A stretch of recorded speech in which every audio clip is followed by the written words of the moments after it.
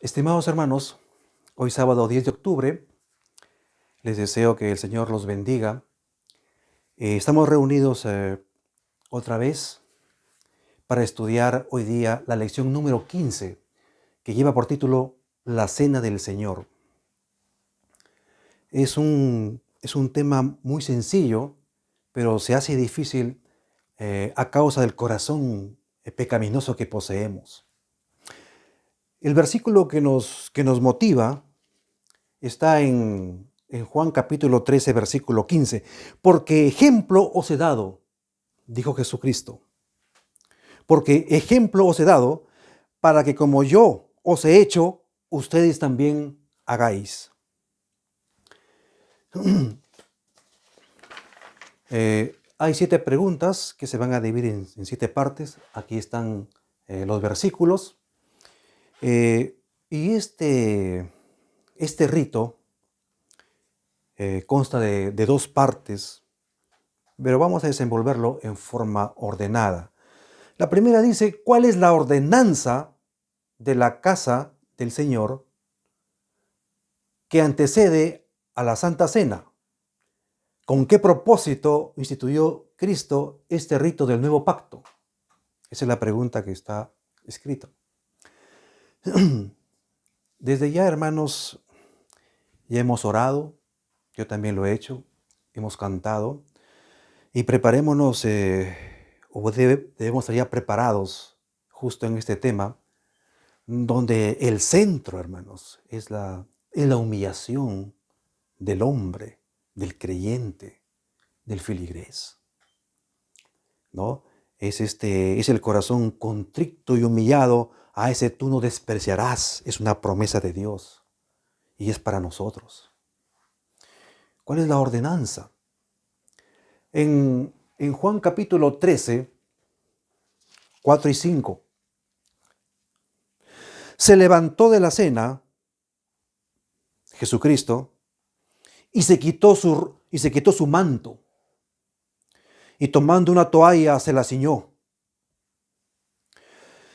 Luego puso agua en un lebrillo, en un lavador, y comenzó a lavar los pies de los discípulos y a enjugarlos y a secarlos con la toalla con que estaba ceñido.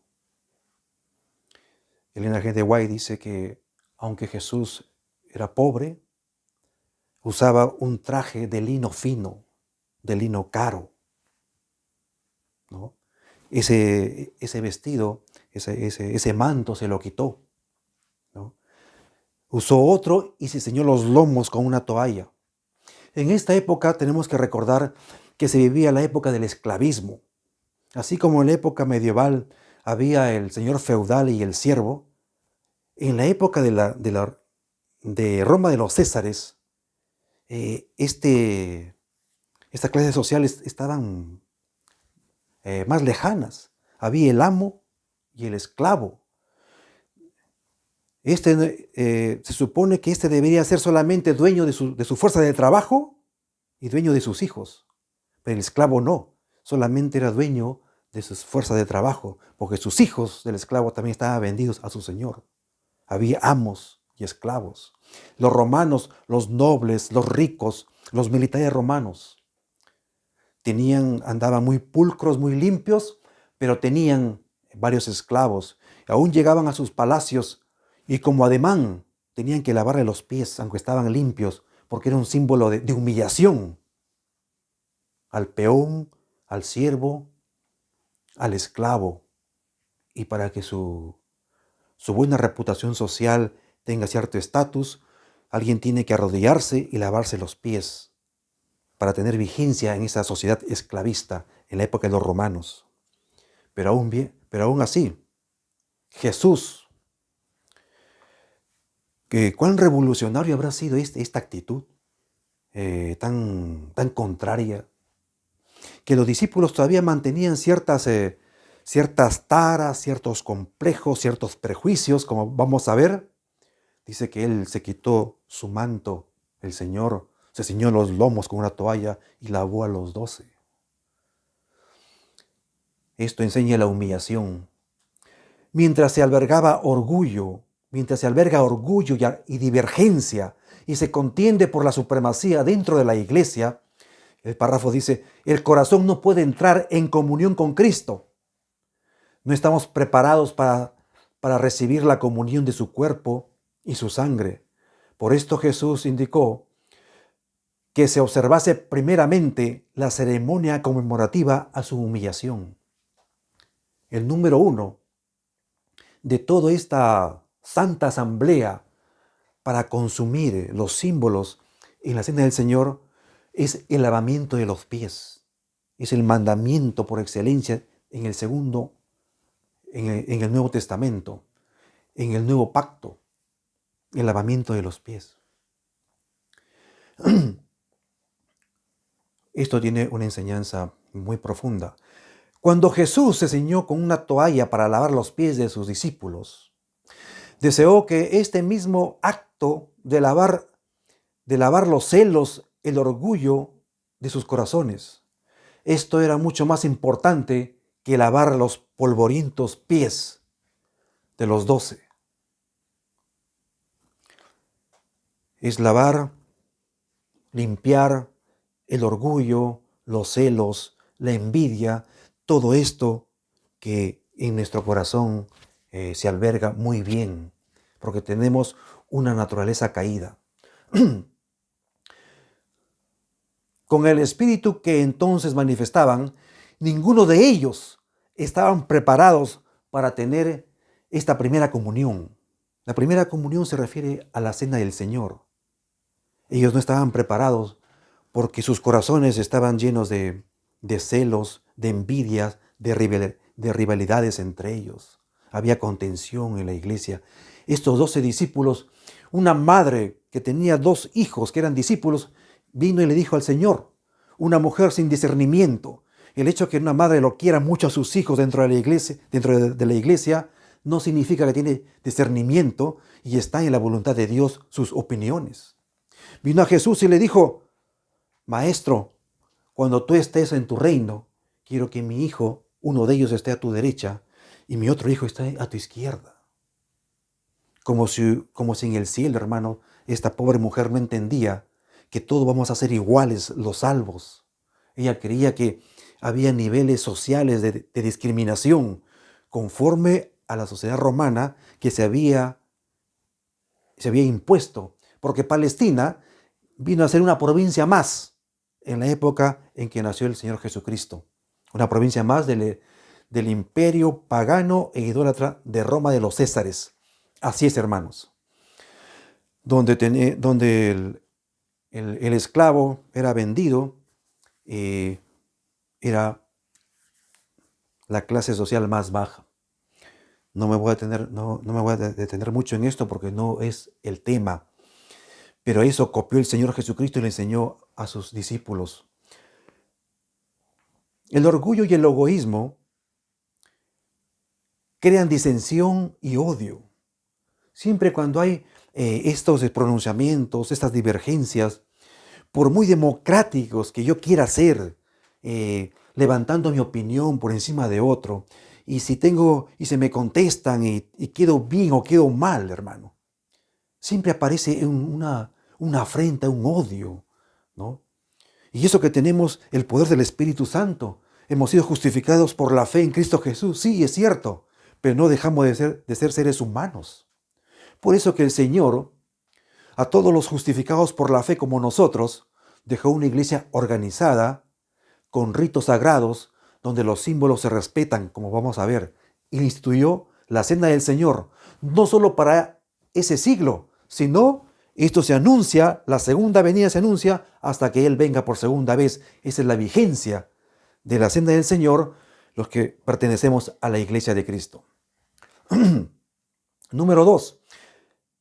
¿Qué gran significado posee el rito de la cena? ¿Cuál es el significado? En Mateo 26 al 29, contesta así. Mientras comían, tomó Jesús el pan y bendijo y lo partió y dio a sus discípulos y dijo, tomad, este es mi cuerpo. Y tomando la copa, y habiendo dado gracias, les dio diciendo, bebed de ellas todos, porque esto es mi sangre del nuevo pacto, que por muchos es derramada para remisión de los pecados. Es palabra de Jesucristo. Nos estamos dando cuenta que es el corazón que está más polvoriento, más polvoriento y más sucio que nuestros pies. Y Dios crea, antes de tomar la cena del Señor, debemos tener un corazón limpio, ¿no? Lavado, humillados ante Dios, pidiéndonos perdón entre los hermanos, y así tenemos comunión en el cuerpo único que tiene una cabeza sola por encima del cuerpo, que es Jesucristo. Al participar del pan quebrantado y el fruto de la vid, eso está en Primeros Escritos, página 216, al participar del pan quebrantado, ¿no? Ustedes ven que ese pan, que lo voy adelantando, es un pan ácimo, sin levadura, que es una especie de una galleta dura, ¿no es así? Porque no tiene levadura, no es blando. Ese cuerpo, ese pan es quebrantado, es partido, y luego se lo da para que se lo consuma. ¿Qué encierra esto? Así su cuerpo, hermanos, su cuerpecito de Jesús. Así como fue quebrantado, el pan se lo quebranta. Se hace la oración y luego se los da a los feligreses. Así su cuerpo de él fue quebrantado. Y cuando lo comemos, ¿qué hacemos con los dientes? ¿Lo seguimos partiendo? Los molares y los premolares se encargan de triturarlo y molerlo, así como su cuerpo de Jesucristo fue molido por nuestros pecados, fue triturado, fue lacerado, ¿no? Fue magullado, fue estrujado, ¿no? Lo azotaron con una especie de látigos que desgarraban su cuerpo. Así fue triturado y fue molido. Así hacen nuestros molares y premolares, nuestros dientes, ¿no? Sigue quebrantando. Ese es un símbolo perfecto. Nosotros lo comemos con gozo y con paz, pero Él fue atormentado, hermanos, su cuerpo, Jesucristo, para que nosotros tengamos salud y vida. Eso significa. ¿Y qué significa el fruto de la vid? Así como el pan ácimo tiene que ser sin levadura, que simboliza el pecado, este líquido, ¿sí?, esta bebida, es el fresco fruto de la vid. No vais a creer que Jesús dejó como símbolo a ese un vino añejo que marea y embriaga. No.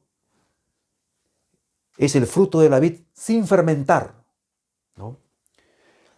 Imagínense que un racimo de uvas, ¿no?, tocando el símbolo, se lo estruja, hermanos. Se lo estruja, se lo maltrata, incluso con los pies, lo hacen con toda fuerza y odio, parece ser.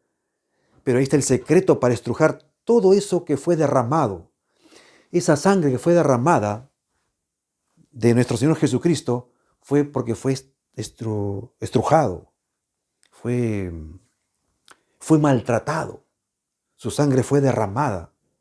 Después, así como el fruto de la vid es estrujada frescamente, ¿no?, y sale ese líquido, es el fresco fruto de la vid. Ese es el símbolo, ¿no?, del Cordero sin mancha y sin contaminación, sin fermentación. Es el fruto de la vid, es el símbolo perfecto, así como el pan ácimo no tiene levadura, que simboliza el pecado.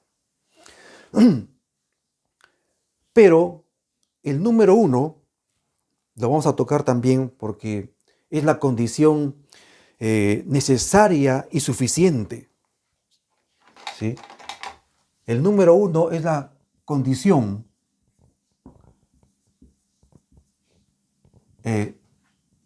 necesaria y todo suficiente, ¿no? Todo suficiente.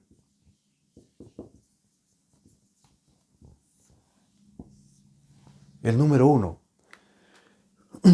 Porque eso lo instituyó Jesucristo y lo dejó. Avancemos. Quiero comentar, pero los versículos están aquí, aunque es muy importante. El número 3 dice, ¿por qué el pan y el vino no deben contener elementos de fermentación? ¿Por qué? Porque el símbolo tiene que ser sacado de la realidad misma. Fue Jesucristo, fue sin pecado, ¿no? Fue el Cordero sin mancha, sin contaminación, ¿no? Sin corrupción. Fue perfecto y santo. La sangre fue derramada perfectamente allí. El fruto de la vid tiene que ser sin fermentar. Pablo insistió en que se debe respetar los símbolos, los emblemas que usamos en la iglesia. Y los versículos del Antiguo Testamento, que son igual de rigurosos, que nos indica la lección y lo vamos a dar lectura. Éxodo capítulo 12.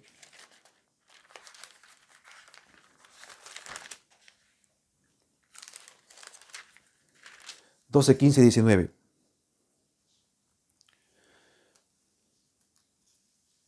«7 días comerás panes sin levadura.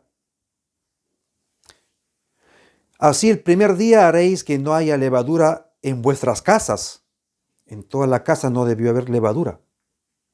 «Porque cualquiera que comiere leudado, desde el primer día hasta el 7º, será cortado de Israel». Es drástico.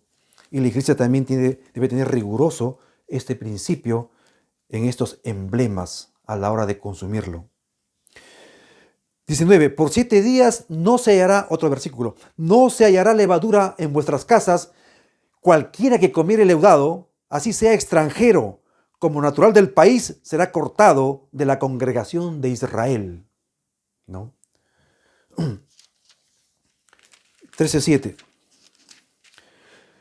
«Por 7 días se comerán los panes sin levadura, y no se verá contigo nada leudado, ni levadura en todo su territorio», en toda la iglesia, en toda la nación santa de Israel, elegida por Dios.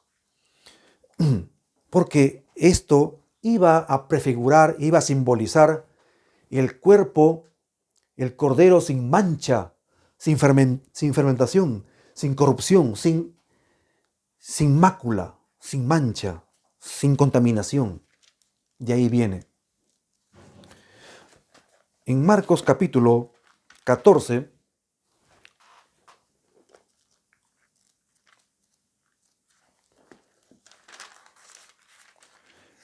desde el 22 hasta el 24.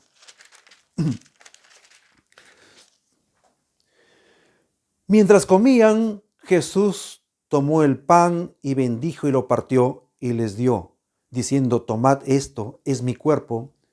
Y tomando la copa y habiendo dado gracias, les dio y bebieron de ellas todos. Y les dijo: esta es mi sangre del nuevo pacto, que por muchos es derramada. Por cierto os digo que no la beberé más del fruto de la vid». Dice que no beberá más el fruto de la vid hasta aquel día cuando lo beba de nuevo en el reino de Dios. Por esto que este mandamiento, tanto el lavamiento de los pies como el consumo de la cena del Señor, sigue vigente todos los días de nuestra vida hasta que Él venga por segunda vez.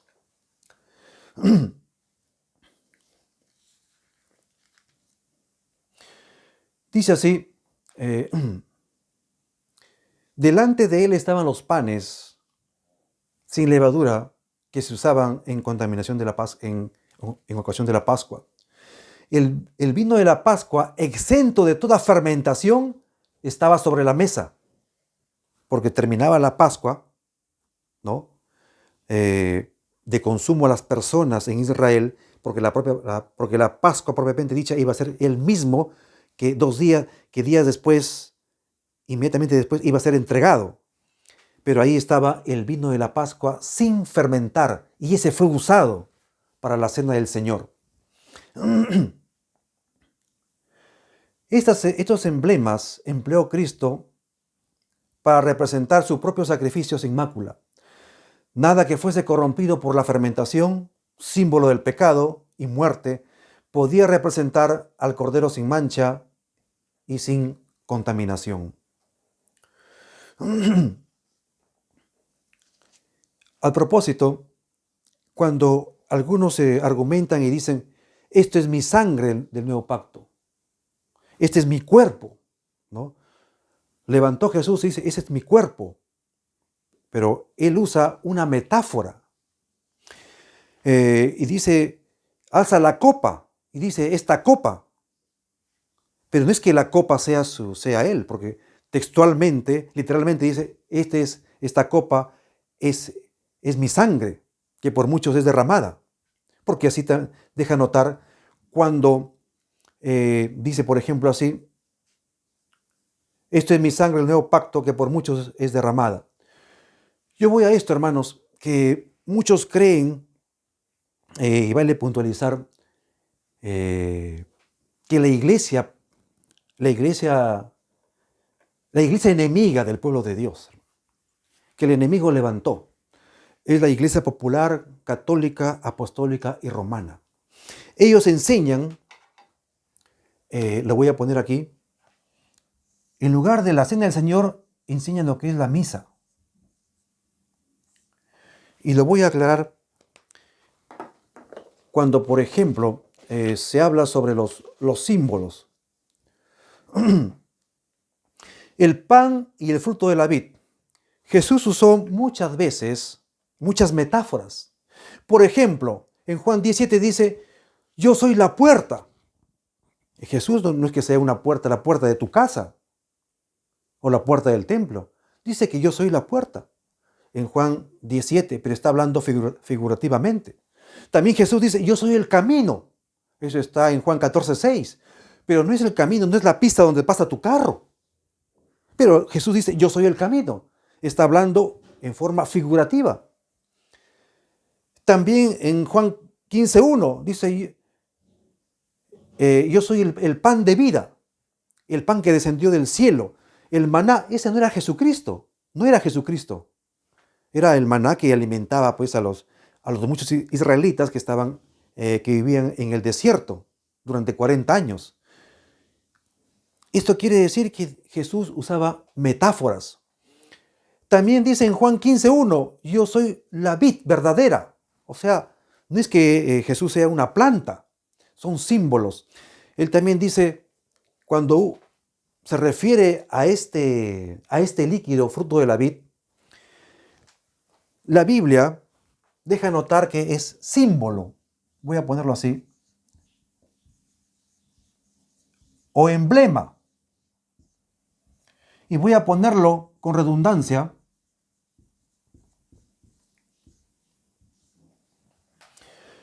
porque el fruto de la vid simplemente es un símbolo, no es realidad. En la misa, ellos enseñan que es realidad. Dice que este pan ácimo, ¿no? Lo que consumen, dicen, es real. Y también este líquido que ellos consumen, dicen que es real. Esto afirma la misa. Por eso que cuando el sacerdote católico romano, ¿no? Levanta el pan o el vino, toda la gente que está escuchándolos se arrodillan, porque creen que ese pan, esa galleta, es el cuerpo real de Cristo y tienen que adorarlo. Eso se llama idolatría, porque están adorando a un pedazo de una galleta hasta de mala calidad. Se están arrodillando ante un pedazo de materia.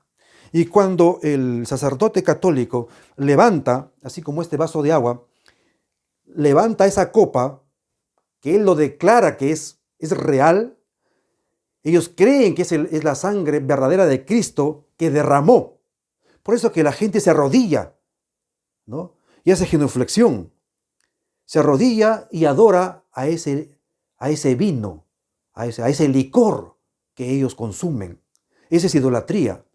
Se den cuenta o no, Satanás está que baila de alegría, porque están adorando, se están inclinando. Por eso cuando él levanta, ¿no? El cura católico levanta, hay una campanita que ellos creen en el principio de la transubstanciación de la materia. Es una filosofía, una teosofía católica romana. La transubstanciación de la materia. Cree él que con su palabra ese líquido lo transforma en la sangre verdadera, en la sangre real. Pero ¿a qué va, hermanos? Por eso que los cristianos no deben ir a misa. No, yo he discutido con algunos, pero Moisés me dice solamente es un acto de presencia. No, hermanos. Nosotros tenemos la verdad, hermanos, la luz. Disculpen, porque se nos ha sido mandado, nos han dado el don de maestro, Dios me ha dado el don de discernimiento de su palabra, es para enseñar y para obedecerle. No, hermano, me dice solamente es por cuestiones amicales, ¿no? Ahora pues los hermanos se han vuelto más compadres recurriendo a estas misas y se han descuidado de la verdad. Esta misa es una distorsión de lo que la Biblia llama la cena del Señor. Tampoco no es santa cena, es un término romano que se ha metido ahí. La cena no es santa, es Jesucristo. En la Biblia dice la cena del Señor. Y eso hay que ser enfáticos porque estas misas ahora se han promovido mucho. Y los hermanos, por diferentes actividades, ya sea privadas o públicas, o por tener favores, ¿no? Hombres y mujeres de las iglesias en todo el mundo, me refiero, han participado, ¿no? Como si fuera, ¿no? Por motivos de aniversario, por motivos de tantas cosas, hermanos.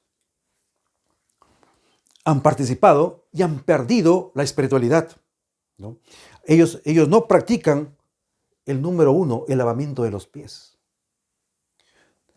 La iglesia de Cristo tiene que primero tener un acto de humillación, lavándonos los pies unos a otros.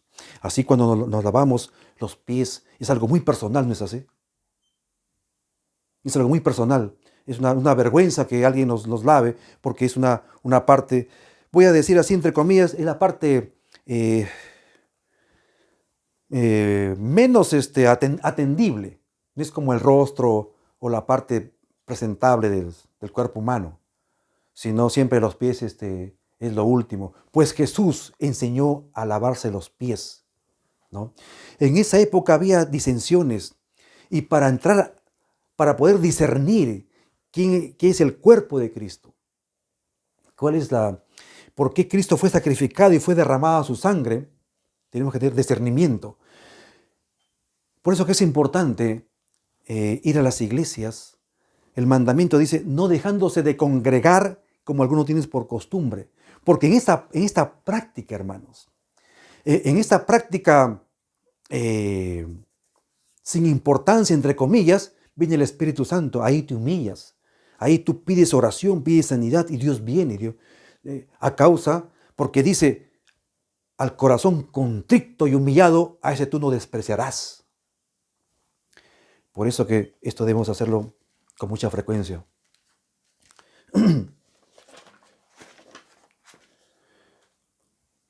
Bien, en la pregunta 4 dice, ¿quiénes pueden participar de este sagrado rito? En 1 de Corintios 11,